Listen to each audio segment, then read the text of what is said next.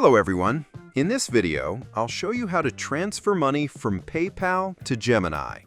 Since Gemini doesn't directly accept PayPal, you'll need to use your linked bank account as the bridge. First, log into your PayPal account and go to your wallet. Make sure your bank account is already linked and verified. If it's not, add it by entering your account and routing numbers, then confirm it.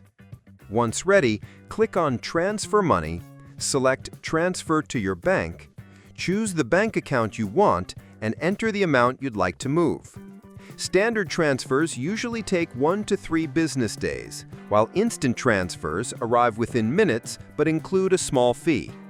Next, sign in to your Gemini account. Go to the Transfer or Deposit section, then select your bank and the currency you want to deposit, typically USD.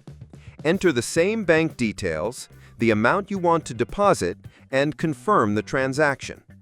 Depending on your bank, funds can take a few hours to a couple of days to appear in your Gemini account. And that's it! By moving money from PayPal to your bank and then depositing it into Gemini, you can easily fund your account and start buying or trading crypto. Subscribe the channel for more videos.